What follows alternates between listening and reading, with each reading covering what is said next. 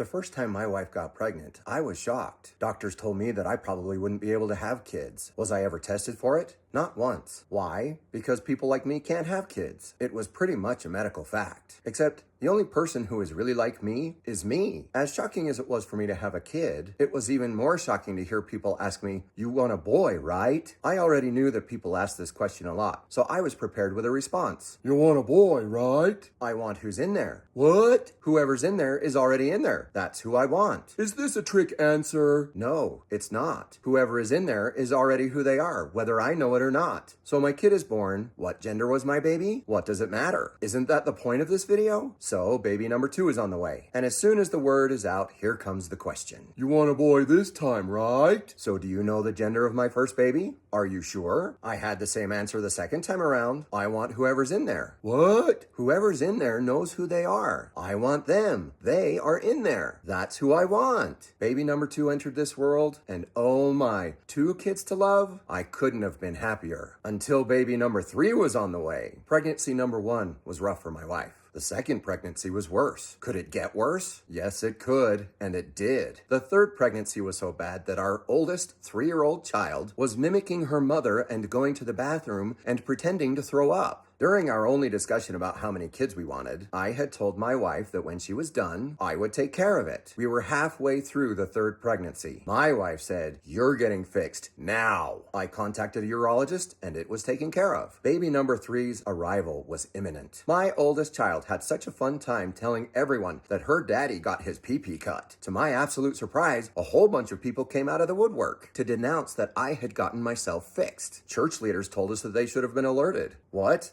Why? Neighbors, friends, so many people couldn't understand why we were done. But the most shocking thing to happen was that I had a disturbing sit-down chat with a very close relative. "You need to get your vasectomy reversed." "Why?" "You need to try for a boy." "Why?" "Boys carry the family name." I haven't had anything to do with my dad for 18 years. I have no investment in continuing our family name. "But boys are different from girls." "How?" "Boys like to run around." "My girls like to run around." "Boys like to do outdoor things." "Girls like to do outdoor things." "Yeah, but not like a boy." "What does that mean?"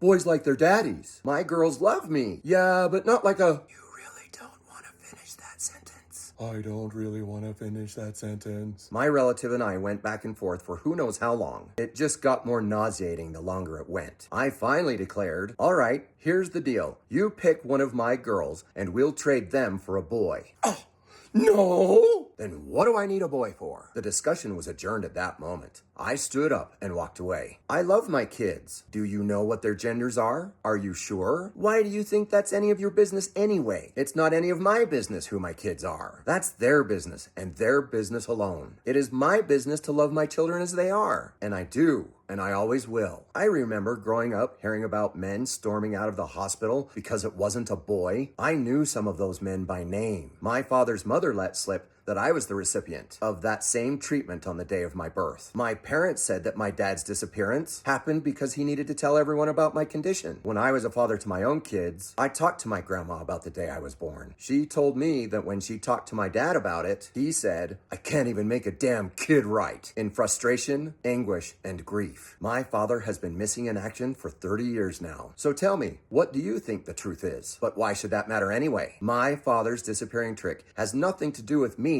at all. At all. And yet, as a society, what do we say about kids who don't have their moms or dads or both? Shame on us for even thinking like that. Do kids need love? Yes. Do kids deserve love? Yes. Who is going to stand up and be a support to any child, no matter where they come from? Who are my children? They know who they are. It is not my job to dictate who they become. That's their job. It is my job to support my children as much as my own life allows. That's it. That's it.